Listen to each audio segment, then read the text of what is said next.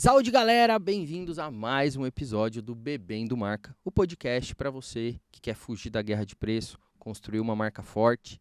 E hoje a gente foge um pouquinho do branding, a gente vai falar também, mas é um episódio especial e eu tenho a honra, né, e estou muito feliz por ele ter topado participar neste momento, né, de receber aqui o presidente do Sindserv, Márcio Maciel.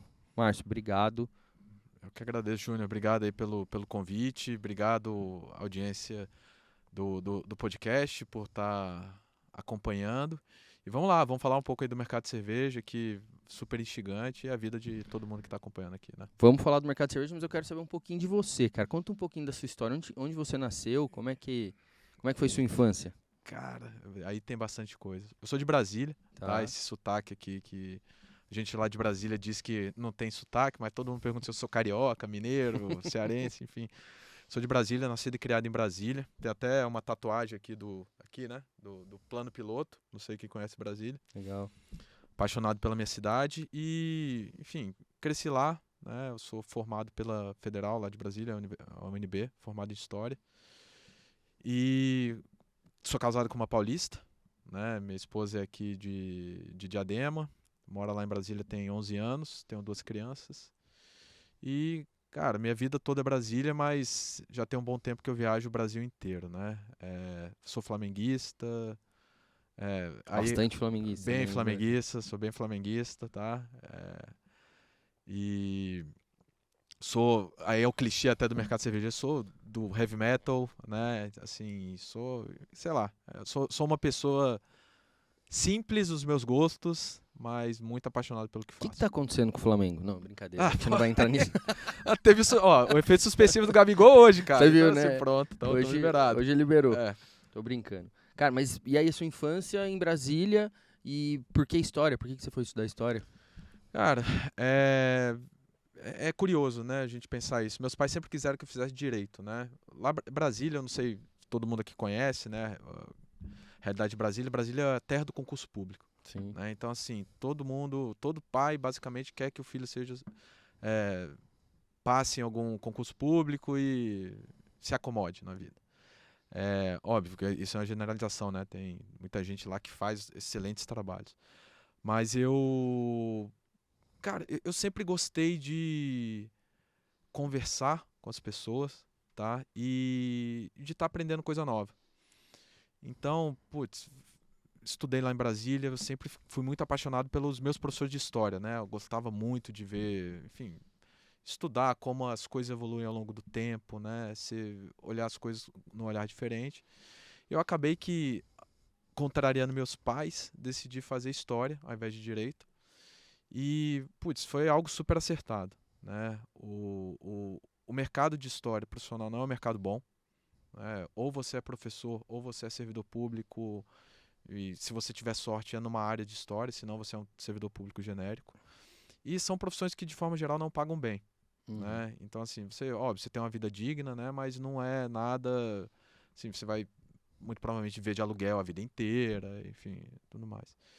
E sem contar que a profissão, infelizmente, no Brasil é muito, muito desvalorizada. Eu me formei em História, fui trabalhar como professor, né?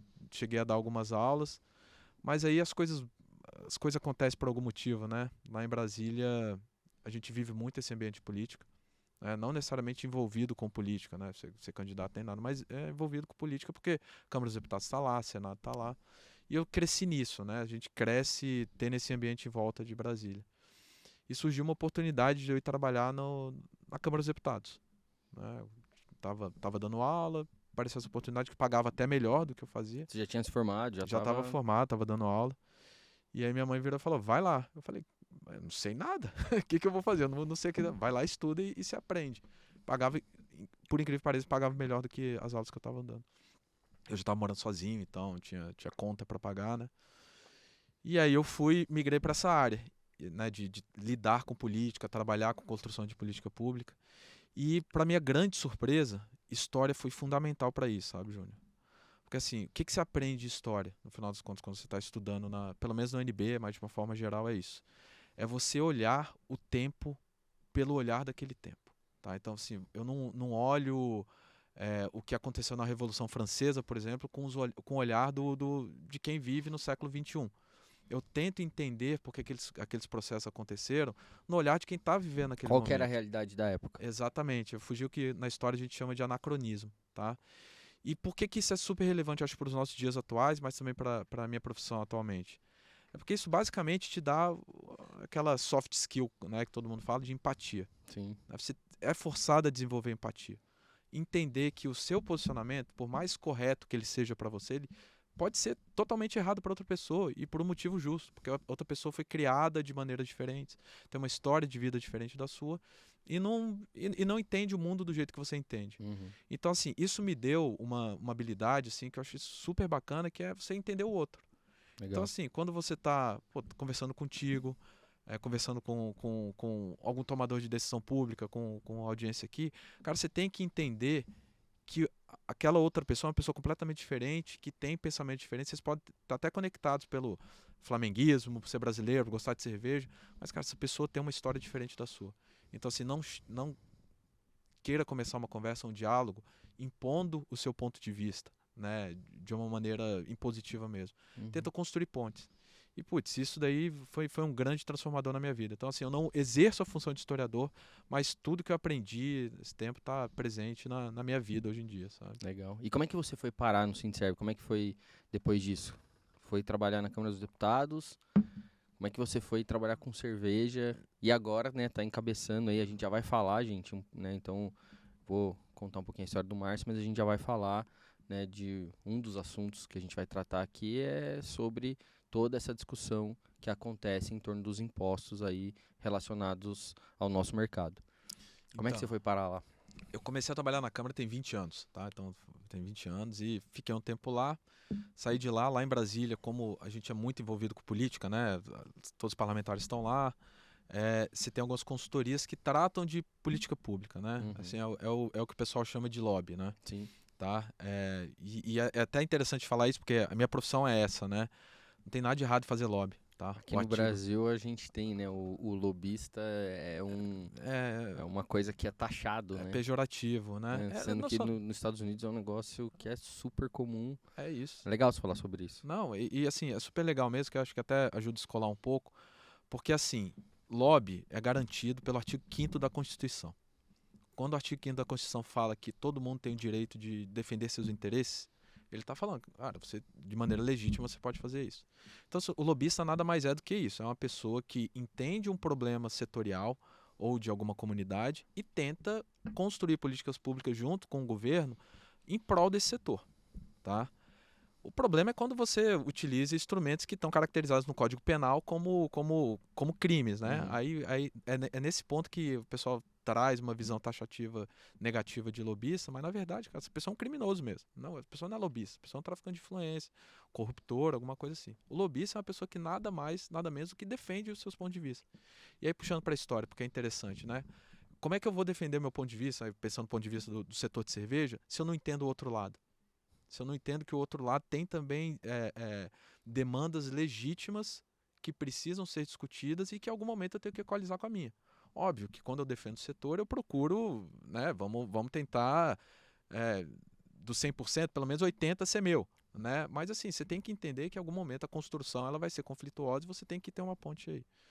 Então eu fui trabalhar em consultoria, passei um bom tempo trabalhando em consultoria e saindo de lá em 2017, da consultoria que eu trabalhei, eu fui trabalhar em associações de classe, tá? Associações. Primeiro eu trabalhei com a turma da soja, né? Os traders de soja. Depois eu trabalhei com o pessoal de rádio e televisão. Chegou a pandemia, eu fui trabalhar na indústria de alimentos, tá?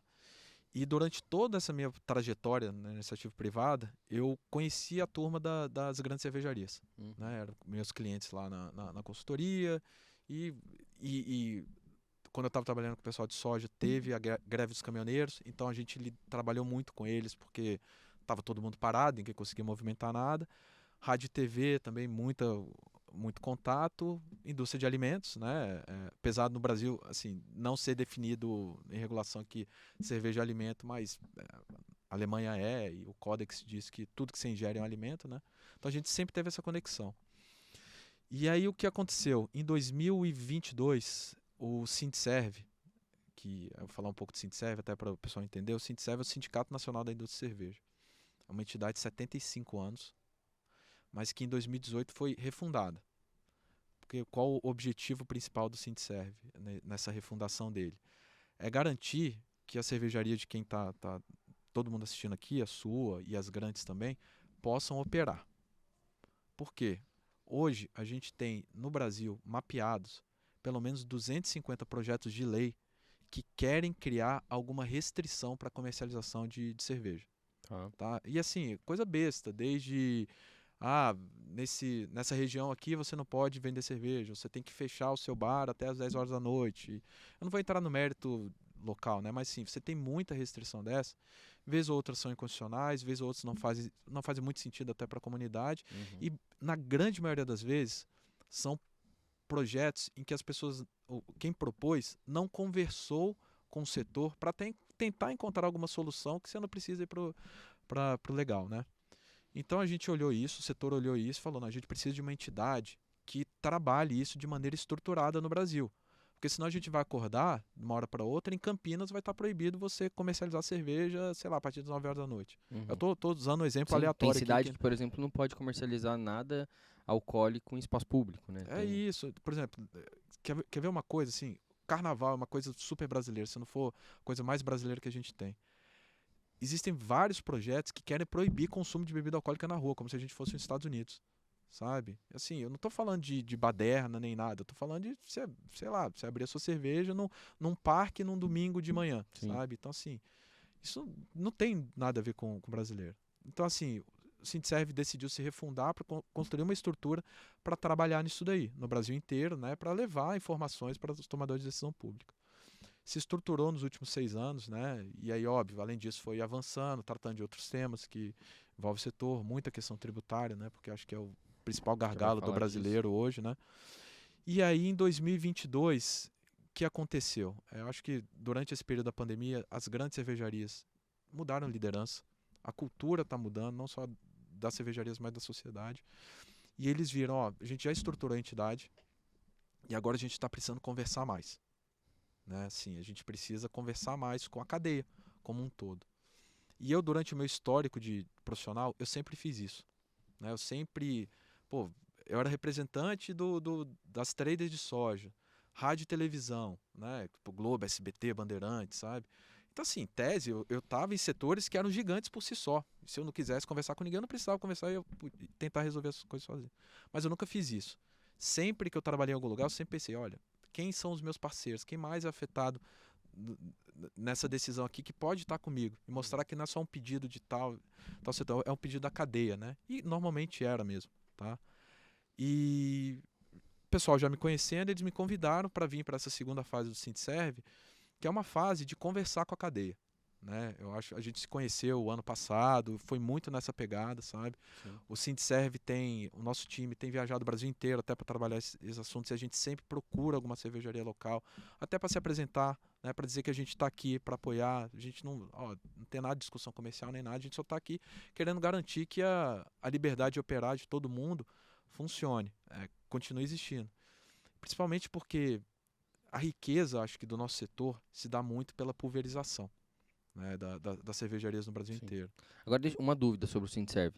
A imagem, né, quando a gente se conheceu e antes, né, da gente se conhecer, a imagem que eu tinha que era uma associação que era basicamente formada pela Heineken e pela Ambev. Isso. Aí eu vi agora que já tem cervejarias menores, né, ou cervejarias não tão grandes quanto eles, mas, por exemplo, a Louvada, isso, né, Louvada. já entrou. Como que funciona isso? Tá. Acho que isso as pessoas não têm muita clareza, assim, porque... E depois eu queria que você explicasse também, porque hoje a gente tem a Abracerva, o Sintserv, a Febracerva e a Serve Brasil, né? Isso. Acho que são as quatro são mais... quatro grandes, as quatro nacionais, né?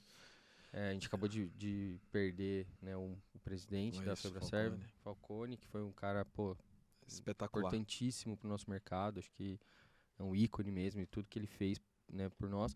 Mas assim, explica um pouquinho, porque na minha cabeça não tinha espaço para cervejarias se associarem. Como é que funciona isso? Tá.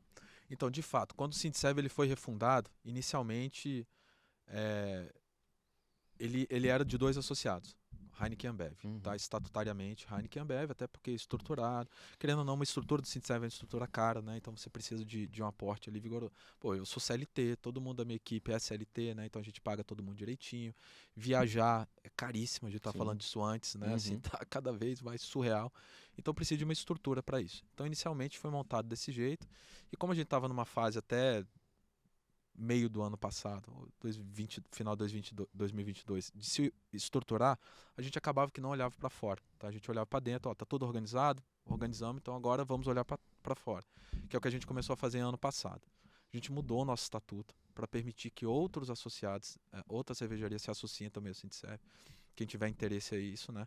E óbvio, a gente teve que mudar o estatuto, porque assim, não dá para eu pedir para uma Avós pagar o mesmo tanto que uma Heineken e Ambev pagam no Sintserv. Não tem condição, né? Assim, então a gente abriu, mas mais no sentido de, olha, a gente está trabalhando em prol do setor, né? E a gente gostaria que outras cervejarias também tivessem com a gente.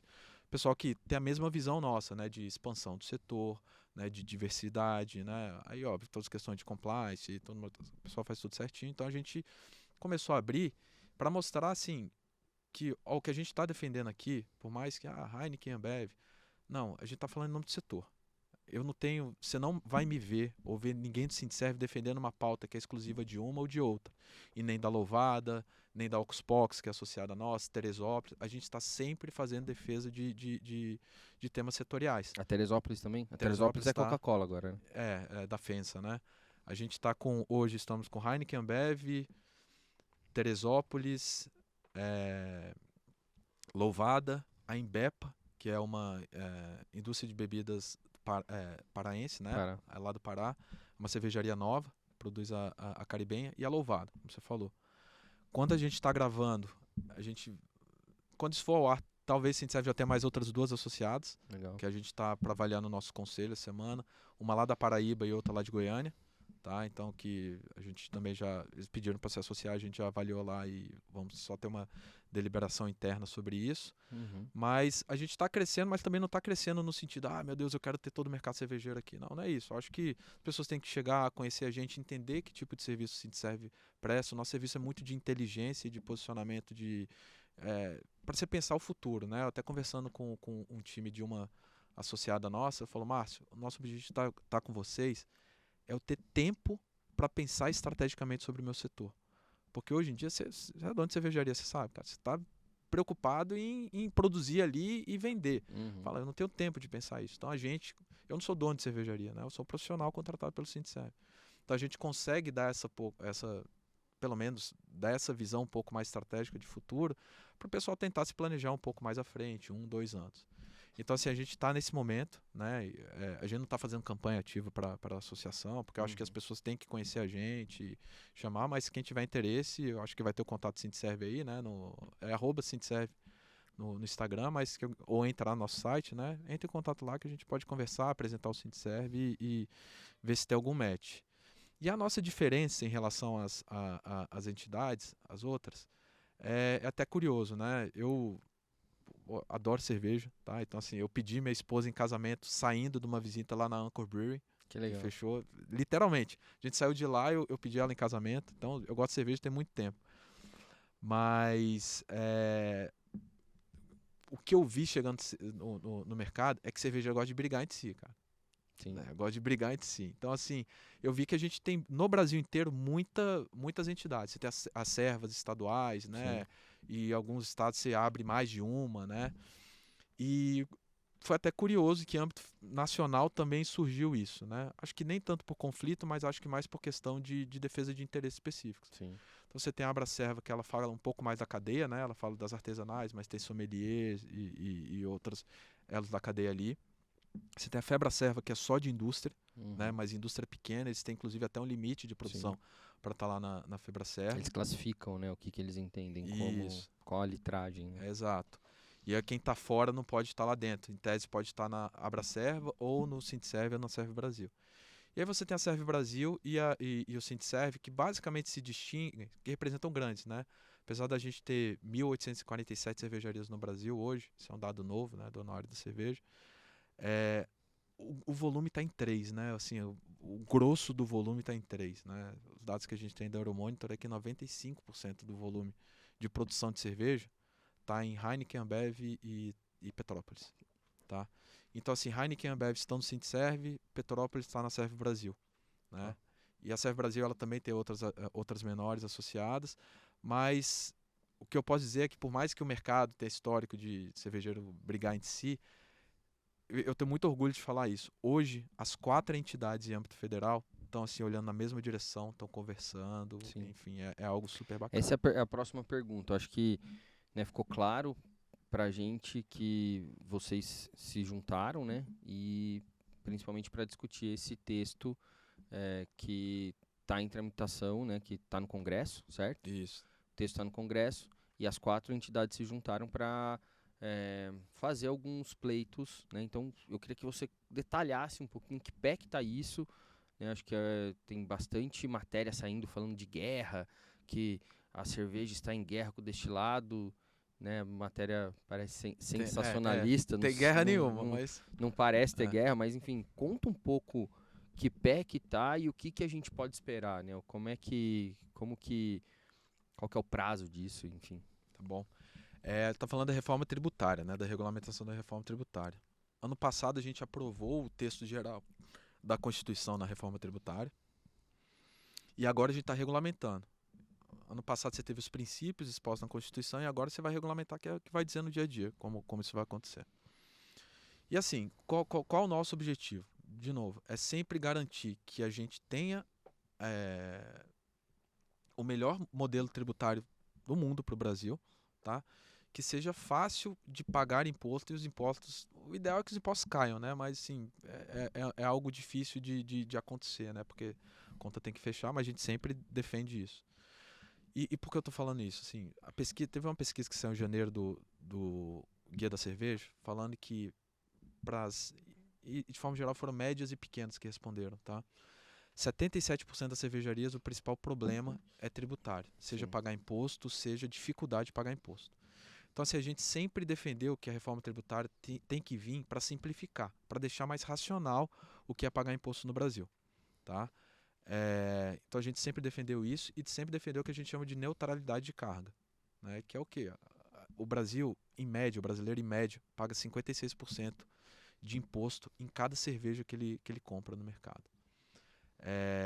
Isso é a maior taxa da América Latina, tá? Eu diria até das Américas. Ninguém paga mais imposto na cerveja do que o brasileiro.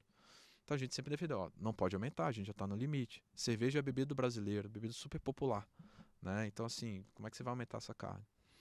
Então a gente sempre defendeu simplificação e neutralidade de carga.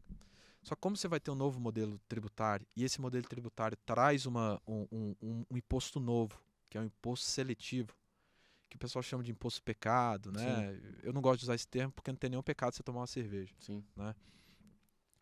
Mas ele vai trazer esse imposto ele vai tributar de maneira diferente produtos que fazem mal à saúde ou ao meio ambiente, né? Supostamente fazem mal à saúde ou ao meio ambiente. E o que a gente olhou? Né? A gente sempre defendeu a reforma tributária, mesmo sabendo que esse imposto viria, por entender que faz parte do jogo, isso, mas se você fizer a discussão de maneira organizada e técnica, você consegue construir desenho de imposto que seja razoável, né? Que não vai aumentar a carga tributária. Então, o que a gente defende? E isso é um alinhamento entre todas as entidades, tá? Cervejeiras. É que a tributação do imposto seletivo para bebida alcoólica seja por teor alcoólico e progressividade. Tá. Né? Então, o que isso significa? Isso é boa prática internacional, tá? A OMS, a Organização Mundial da Saúde, ela defende isso. Então, não é uma coisa que a gente inventou no Brasil. É coisa que já é praticada no mundo inteiro há décadas, tá? O FMI defende isso, a OCDE defende isso, o Banco Mundial defende isso. Isso vem do passado, né? Não isso vem lá. E assim, você pegar a Inglaterra de 100 anos atrás. Isso, assim, todo mundo que bebeu sabe que tem uma diferença mesmo entre você beber bebidas de diferentes teores alcoólicos, né? Então, assim, a gente defendeu isso, né, como ponto de vista, inclusive, essa reforma é uma reforma padrão OCDE, que eles chamam. Então, o imposto também deveria ser padrão OCDE. Que é isso, ele olha a quantidade de álcool que tem em cada bebida, né, e tributa essa bebida proporcionalmente, né, progressivamente, de acordo com esse teor alcoólico. Bebidas de menor teor alcoólico pagam menos, bebidas de maior teor alcoólico pagam mais dentro desse imposto. E isso cria até um incentivo para você fazer bebidas com menor teor alcoólico. Né? Se o problema da bebida alcoólica é o álcool, a quantidade de álcool que você está ingerindo, então você cria incentivos para você reduzir o teor alcoólico e manter o sabor Mas do quanto que produto. é isso? Por exemplo, uma cerveja com 5% vai pagar X e uma cerveja com 12 vai pagar quanto? Então, Como que tá essa isso discussão? ainda está muito etéreo, né? O que agora a gente está regulamentando são os princípios dessa regulamentação. Tá. A Porque alíquota em si, quem tem muita cervejaria pequenininha sim, que faz somente cervejas extremas. sim. Como é que fica isso pra eles, né? Só pra tentar, que acho que E- quem tá assistindo Sim, aqui sem dúvida, provavelmente tá com essa é dúvida. relevante. Então, pô, sei lá, o cara faz uma cerveja com 12% de álcool. Como que vai ser isso, né? Isso vai depender muito de como vai ser definida essa alíquota. Tá, Tá? Então, assim, a depender de como vier a alíquota lá, vai ter uma tributação diferente para isso. Pode ser por faixa, pode ser por cada 0,1 de álcool, tá? tá, Mas isso ainda vai ser definido e não deve ser definido nesse momento. tá. O que a gente olha é mais questão de categoria e evolução, né? Você tributar cada vez mais de acordo com o teor alcoólico da bebida. Óbvio, num teto, porque também ninguém quer proibir tornar um produto proibitivo com imposto. E sempre olhando o limite de carga tributária que a gente tem, não Tá. aumentar essa carga, tá? Então esse é o primeiro pleito. O segundo pleito que a gente tem dentro da reforma tributária é um pedido de tratamento diferenciado para pequenos produtores de bebidas alcoólicas. Tá. Tá? Então, assim, quem está enquadrado no Simples, materializando, o que é? Quem está enquadrado no Simples, a gente defende. E, de novo, são pleitos que são transversais entre as 4 entidades. A gente defende que quem está no Simples não pague imposto seletivo. Tá. Tá? Então, assim, essa pergunta que você me fez aí, tem pequenas cervejarias que pagam, fazem cervejas mais extremas. Se esse nosso pleito for acatado no Congresso, essa não vai nem se preocupar com pagar imposto seletivo. Tá. E por que é o nosso racional aí, tá? Isso é uma prática também que a Alemanha, a Bélgica, eles fazem algo nessa direção para produzir, para proteger a pequena indústria, Tá. né? O pequeno produtor, né? Que é o produtor local, é o produtor que tem menos escala, que tem maiores dificuldades em ter todo o sistema tributário dentro de casa para arrumar as coisas. Então, assim, a gente defende que esse pessoal que tem um volume pequeno, né? Vamos lá, é um volume pequeno, volume Sim. local ali, né? Então, assim, que tenha liberdade para estar empreendendo o negócio dele ali, pagando seus impostos normalmente. E isso mas vale pra qualquer um, né? No pleito vale pra cerveja e vale pra produtor de vinho e pra produtor de cachaça, certo? Vocês estão Exatamente. indo pra um caminho de... E é por isso que eu tô falando que não tem guerra nenhuma. Sim, Não tem guerra nenhuma. Dizem que, inclusive, no setor de cachaça, 90 a 99% do setor é de produtor no simples. sim. Tá? Então, assim, não tem guerra. A gente está defendendo que todo mundo que produz bebida alcoólica dentro do simples não tem esse imposto seletivo. Legal. Se o governo vai acatar ou não, aí são outros 500. É o nosso trabalho que a gente tem que fazer, Tá. que é super importante, até quem está aqui defender essa pauta, porque é algo super relevante. Né? Eles se mobilizam de acordo com demanda e tudo mais. Bacana. Então, assim, esses são os nossos 2 principais pleitos. Tá. Tributação por teor alcoólico, que isso é boa prática internacional, né? E isso aí garante que um produto nacional não pague o mesmo imposto de um produto que é importado, que não gera emprego quase nenhum aqui no Brasil, e uma tributação diferenciada para os pequenos. E para quem tá nos assistindo que acabou de passar dessa faixa e que tá operando por lucro real ou presumido, tem alguma coisa no texto também? Então, dentro desse nosso pleito aí, esse é um terceiro que eu não queria entrar porque já vira muito técnico, mas eu vou entrar aqui que é uma boa pergunta. A gente defende que para quem saiu do Simples também haja uma progressividade. Tá. Tá? Então, assim, para você não sair e já tá na guerra assim, de impostos no Brasil. Tá?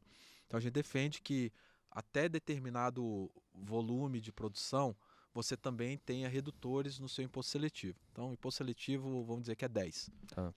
Então, criam-se 3, 5 faixas ali e que vai subindo a quantidade que você paga desse imposto de acordo com o seu volume, né? Tá. De novo, isso daí é para você conseguir se estabelecer no mercado. Aí, como eu falei, essa prática é feita lá em outros países que adotam esse modelo, Alemanha principalmente, mas é algo que a gente entende ser salutar para o mercado, isso a gente já apresentou para o governo, Tá. e agora a gente vai fazer esse trabalho no Congresso, que em tese, na Câmara dos Deputados, vai ter até o final desse primeiro semestre discussão para isso, para ver se a gente consegue emplacar isso no texto. Tá. Só que a gente ainda não sabe quem vai ser relator, como é que vai Ainda ser a não tá tramitação definido. direito, não está definido. Então, assim, a gente precisa definir isso daí, mas estamos construindo material para explicar, mostrar como é feito lá fora, né? O principal ponto, Júnior, é assim, mostrar que isso não é uma jabuticaba brasileira. Assim, onde se faz isso direito, faz-se desse jeito. Tá. Então, assim, Tem referência. tem né? referência, assim, são ricas. Então, a gente quer mostrar isso daí e para ver se a gente consegue dar um gás pro setor, né? Que, pô, são 2,5 milhões de trabalhadores na cadeia cervejeira. Então, assim, é um setor que emprega demais. A cada emprego formal numa indústria de cerveja, você está falando de outros 34 ou até 40 que são criados na cadeia produtiva. É muito emprego, cara. É muito Então, emprego. gente, eu acho que fica um insight aqui pra gente, que né, a gente tá falando né, é um podcast para falar de marca, né, e de comunicação. Eu acho que, pelo que você tá falando, a gente, como né, donos de cervejaria, a gente precisa se preocupar em transmitir isso para as pessoas, porque é a opinião pública que vai fazer a diferença na hora né, de forçar. Não adianta vocês ali só fazendo lobby se a população não está sabendo disso. É isso. Certo? Então, Não. acho que o pedido aqui para todo mundo é, cara, a gente precisa falar disso.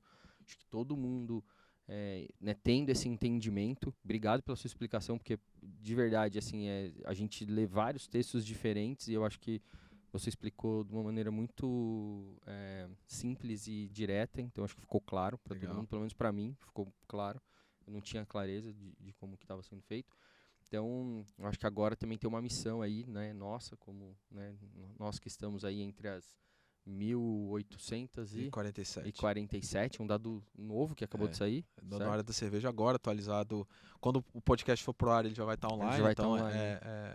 isso é É um novo. dado novo, a gente precisa, acho que colocar isso mesmo na nossa comunicação, passar isso para os nossos clientes, porque é uma coisa que vai pegar para todo mundo, né? E vai pegar no bolso também do nosso consumidor. Então, pô, bacana, obrigado de verdade pela explicação. E é importante lembrar que tem eleição, né, agora no segundo semestre. Então, Sim. assim, por mais que seja local, não seja federal, vai estar todo mundo envolvido. Então, é bom sempre dar essa Sim. movimentada, porque Vai é fazer legal. diferença, né? Faz. Tem Isso. eleição que vai eleger prefeitos Prefeito e vereador. vereadores. Né, E eles vão faz eleger diferença deputados federais depois, entendeu? depois, né? Então, é isso. é bom. Cara, como é que vocês estão vendo? Tem alguma discussão sobre... eh, eu acho que tem uma questão no mercado hoje pra gente que é o crescimento dos destilados e dos RTDs, né? Que são Sim. as bebidas mistas, ou os ready to drinks. Eh, Como é que tá essa discussão? Vocês falam disso? Né? É uma coisa que é colocado ali, é tratado, porque para o mercado artesanal, para o pequeno, isso é uma coisa que vem sendo bastante discutido.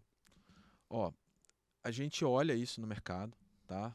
Acaba que a gente não discute tanto porque a gente não entra na questão comercial dentro de casa, mas óbvio, eu tô nesse mercado, então a gente tem que estar atento ao que está acontecendo, participando de discussões, né? Assim, tem espaço para todo mundo. Eu acho que a grande questão é essa, né? Tem espaço para todo mundo. Cada bebida tem uma ocasião, né? Eu até brinco assim, com os meus amigos, né?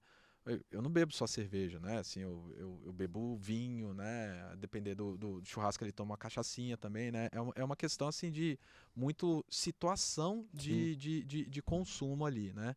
Mas, pô, quando eu tô vendo o Flamengo, eu não comemoro com o Merlot, cara. Entendeu? Então eu comemoro com a cerveja. Eu acho que Sim. aí você tem essa situação. Então, assim, é super bacana esse crescimento. E o que a gente olha com super bons olhos é crescimento local. Tá, assim, quando você está falando de produção nacional, sabe? Assim, pô, eu tava vendo que você está tendo uísques super bem avaliados sendo produzidos no Brasil, sabe? Assim, Uhum. não é grande marca, né? Então acaba que ele tem até um déficit de competição, mas você tem produto de qualidade. Vinho, então, não precisa nem falar, né? Os gaúchos ali estão... E até aqui em São Paulo, o pessoal está fazendo excelentes vinhos, sabe? Uhum. Então, assim, eu acho que o brasileiro, quando ele decide fazer alguma coisa, ele faz muito bem. Legal. Sabe? Então, assim, a gente olha mais isso como um crescimento de mercado como um todo e olha com muitos bons olhos essa questão da produção ser local, produção ser nacional, está gerando emprego aqui. Acho que isso advoga super positivamente para toda a categoria. Sabe? Eu vou aproveitar esse gancho então e te fazer uma pergunta. O quanto que que o Sindserve pode ajudar a gente nessa questão do local? Né? Tem uma coisa que acontece demais, que é os bares serem, não só por Heineken e Ambev, mas também por Petrópolis, mas dos bares serem bandeiras únicas, digamos assim. Então o comercial chegou lá, colocou um dinheiro no bar, colocou equipamento, enfim. E aí a gente, né, local chega pra vender, não, pô, aqui eu não posso, porque... E aí tem uma carta da Ambev, né, Isso. com a Abracerva que essa carta ela se compromete a deixar 2 rótulos de cervejarias locais serem vendidas nesses locais. Mas a gente sabe que de fato isso não acontece porque quando chega no comercial, o comercial coloca metas para esse bar. Então eu já vivi na pele várias vezes essa situação. Cara, existe alguma coisa que possa ser feito? Porque eu acredito muito nisso. O crescimento do mercado cervejeiro como um todo passa pela bebida local, passa pela Isso. bebida diferente. Isso. Às vezes o cara fala, pô, eu não bebo cerveja. Não, mas bebe isso aqui. O cara bebe uma Isso. sour e fala, nossa, isso é cerveja. Cara, existe alguma coisa que possa ser feito nesse sentido? Que tenha uma discussão que vai além do pessoal que trabalha na Heineken ou na Ambev com as artesanais, mas que isso extrapole para o comercial, para que isso seja que seja de fato imposto para a equipe comercial também, para a gente de fato poder vender nos lugares que a gente atua? Ó, Eu sei que é uma pergunta... Isso, não, ela é delicada, mas sim, é importante você fazer ela, tá? Essa questão comercial a gente não entra, né? Até por motivos óbvios. Imagina, se eu estiver tratando qualquer questão comercial, o CAD, né, que é o Conselho Administrativo de Defesa da Concorrência, vai bater na porta do Sindserv no outro dia e falar: o que vocês Claro. estão falando aqui de questão comercial? Então, a gente não entra nisso. Mas a gente conhece esse compromisso, não só da Ambev, mas, salvo engano, a Heineken também tem alguma coisa nessa direção, tá? Tá, desculpa, eu Não, mas não assim, sabia. quem vai saber são vocês Tá. mesmo. Eu posso até estar enganado, tá? Mas, e aí o que eu posso dizer, com as pessoas com quem eu lido com o time corporativo das empresas, tá? Sempre que alguém traz isso pra gente, o pessoal pula da cadeira na hora, fala, não, tá acontecendo isso. Né? Até a gente já conversou sobre isso, e a gente sabe, e eu sei que isso é diretiva que vem de cima nas empresas, vem do CEO. Uhum. Então, assim, o que a gente pode fazer como Sindserv, assim, eu não posso influenciar em nada decisão comercial dos meus associados. Mas acho que sempre que a gente tiver informação de que isso está acontecendo em algum lugar, eu não vou prometer resolver, tá? Porque isso não compete a mim. Mas a gente dá informação pro nível de diretoria das empresas. Tá. Tá, ó, tá acontecendo tal coisa em tal setor, tal bar tem essa previsão e não está sendo cumprida. Né? Eu sei que, inclusive, eles também têm algumas limitações, porque você, quando entra na parte comercial e também nas empresas também, é um mundo diferente, mas conhecendo o time do corporativo com quem eu lido, né, diariamente, eu sei que o pessoal é super engajado para tentar resolver isso daí. Porque é o que eu falei no começo, é mudança de cultura. Sim. Tá? É mudança de cultura na liderança das empresas. Sim. É gente diferente que está lá, que já tem uma visão mais ampla. E assim, ainda bem, né, que a gente como sociedade evolui, né? Então, assim, Isso é bacana. quase que um ESG, né? A gente não quer favor, mas eu acho que tem uma questão... Não é um favor, mas tem... Quando a gente não tá pedindo pra eles fazerem algo por nós, mas só deixarem de fazer algo contra nós, né? Então eu acho que sabe, é uma coisa que, pô, às vezes, talvez uma conversa mesmo, sabe? Levar isso, trazer o comercial. Acho que fica aqui um pedido meu, que eu acho que é um pedido do mercado, que se a gente puder, de fato, conversar sobre isso, para que não seja só uma carta, mas que seja um compromisso de fato, seria muito legal pra gente, cara. E eu peço o que você puder ajudar, ó, claro, né, não te colocando em... Não, imagina, não tem o menor problema. É isso, cara. Eu acho que até a gente tá conversando para esse tipo de canal ser aberto, né, e a gente conseguir ver que consegue vocalizar de demanda, né? O que eu posso dizer é isso. Tem super boa vontade da turma lá. Então, assim, o que a gente puder ajudar, a gente ajuda, sem sombra de dúvida. Muito bom. Vou fazer uma pausa aqui agora, cara, pra gente... Não sei se você conhece o Amendo Bento. Não, tô Amendo interessado. Bento, cara, é uma receita, né, que vem aí de um avô, né? Legal. E é uma receita de amendoim diferente. Então tem tradicional, alho frito, cebola crispy. Aqui em São Paulo, eles estão em vários bares cervejeiros, eles são bem focados nisso. E é um amendoim que é muito diferente. Então eu quero abrir um aí pra gente experimentar, se tem algum... Pô, eu gostei ali do cebola crispy, assim. Crispy, Não sei então. se é o melhor, né, mas você... Vai de cebola crispy. Hoje eu vou de tradicional. Sempre como de alho, hoje eu vou no tradicional, porque tá cedo. Quem não conhece o Amendo Bento, é só entrar aí no Instagram, A gente vai deixar aqui pra vocês a página deles. E é isso, cara. São pessoas muito legais.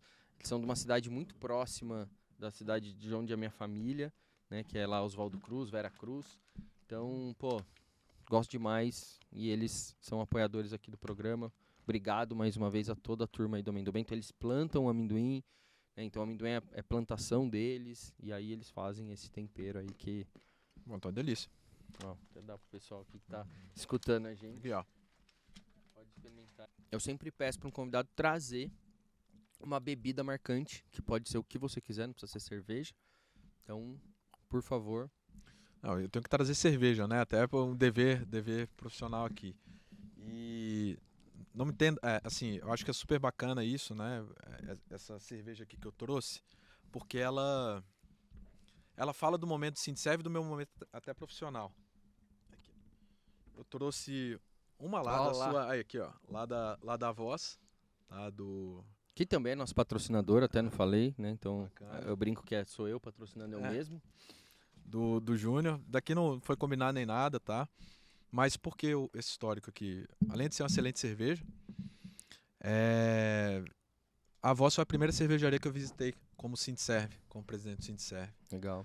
Né? E eu sei que tinha um pé atrás de receber a gente lá atrás, quando a gente visitou. E para mim foi um excelente choque de realidade para entender por que não gosto dos meus associados, né? E entender que tem diálogo, né? Que dá para construir alguma coisa aí. Então, assim, eu acho que... Sempre com muita sinceridade, né? E parcimônia, não adianta eu falo, cara. Às vezes eu fico meio assim, pô, será que eu falei demais? Mas acho que é isso, né? Eu trago assuntos que são dores mesmo do mercado e que... Pô, mas obrigado. E você vê, né? O cara manja de... manja, né? De política, de... Pô, obrigado aí por você ter trazido a Voz. Mas legal. E eu acho que é abrir, isso. Né? Vamos embora. Deixa eu torcer aqui pra não... Aí sim. Só vou pedir pra você servir, porque senão molha aqui Mas eu acho que é isso. Assim, sinceridade é fundamental. Acho que não tem problema a gente discordar, desde que a gente discorde de maneira cordial, sabe? Transparente. E é isso. No final dos contos, é tentar construir ponte pra gente chegar à melhor solução possível. Né? Bom, legal. Saúde aí. Essa aqui é em concert, a nossa India Pale Lager. Fazendo um merchan a mais. Hoje eu nunca faço da Voz. A Voz é sempre discreto aqui no merchan. Saúde. Saúde. Muito bom. Excelente. Então, ela é uma India Pale Lager. Márcio, e aí, pra gente, só pra ficar claro, voltar um pouquinho do assunto dos tributos, dos impostos. Quando que você acha que vai ter o impacto? Assim, tem uma previsão disso? Quando que isso pode acontecer de fato? Tá. Essa reforma é uma reforma de longo prazo. Tá? Ela, de fato, estará 100% implementada em 2033. Tá. 100%. Mas a partir de 2026 e 2027 a gente já vai ter efeitos dela no mercado. Que em 2027 deve nascer o imposto seletivo. Tá? Em 2026 você vai ter a mudança do PIS/COFINS para a CBS, né? Que é um imposto novo. Então, assim, a gente está falando em 2 anos. Em 2 anos a gente já vai começar a ter na prática efeitos dela. E no primeiro momento de transição pode ser um pouco confuso, né? É importante falar, quem está no Simples não vai ser afetado pela reforma, vai ser afetado só pelo imposto seletivo se a gente não conseguir aprovar o nosso pleito, tá? Mas em 2 anos a gente já vai ter efeito prático dela no dia a dia. Efeitos de mercado, aí olhando macroeconomia como um todo, né? Você já está tendo, né? Assim, redução de juros é um pouco por conta disso, porque o pior sistema tributário no mundo é o brasileiro. Sim. Né? Então a gente já tem uma expectativa de melhora aí. Tem alguma coisa no texto que fala sobre substituição tributária? Que é uma coisa que a gente sofre muito, venda para outro estado? Como é que é? Não, hoje em dia não, tá? O que acontece? A reforma está mudando para a cobrança do imposto ser no destino. Tá. Então, assim, quando eu faço no destino, em tese, não é para existir ST. Tá? Porque assim, como é que você vai fazer substituição tributária? Você vendeu aqui, está entregando lá em Cuiabá, e como é que você vai fazer com o fisco de lá e tudo mais? mas isso está meio aberto, Tá. tá? Aí eu não tô nem falando do setor cervejeiro, sabe? A gente Geral. é de outros setores. Já ouvi gente falando que ainda tem espaço para existir ST, Tá. tá? O que a gente, conversando com vários tributaristas, fala, olha, pode até ter, mas não faz sentido ter uma ST. Tá. Ainda mais, porque assim, você tem uma ideia, a regulamentação da reforma é um calhamaço de 300 páginas com mais de 500 artigos. Então você tem muita coisa ali, né? Então tem muitos, assim, eu fui só na superfície do nosso ponto seletivo, mas você tem muita coisa ali que vai ser regulamentada.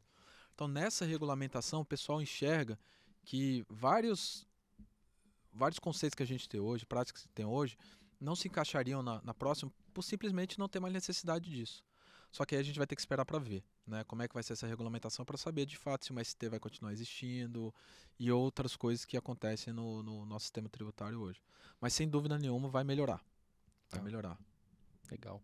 Tá. Cara, acho que é isso. Tem mais algum assunto que eu não abordei, que você queira falar? Algum... Eu tô preocupado com o seu horário aqui. Não, fica tranquilo. Não dá, não. Não dá não. Então tá bom. Não, eu acho que é isso, Júnior. Primeiro, cara, muito obrigado por estar recebendo a gente.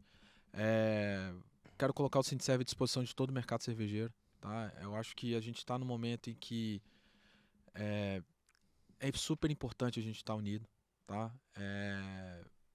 Porque é aquele clássico, né, de quando vocês estão desunidos é mais fácil, é mais difícil você vencer o argumento e tudo mais. Então, assim, aquela história do Júlio César, né, do general romano, né, dividir para conquistar, né? Sim. Então, assim, a gente não pode ter o mercado de cervejeiro dividido agora e felizmente não está bem unido. Então, assim, eu acho que é super importante a gente estar defendendo as nossas pautas. Essa questão do simples é super importante. Mas a base de tudo isso é a tributação por teor alcoólico. Né? Então, assim, é o que vai dar sustentação até para a gente conseguir justificar os outros pleitos. Então, assim, quem tiver dúvida sobre como defender isso, como falar com alguma autoridade local, ou se quiser alguma orientação, procura o Sindserv, procura a Abracerva, Febracerva, tá? A própria Serve Brasil, que a gente está fazendo esse trabalho para dar essa, enfim, visibilidade para todo mundo.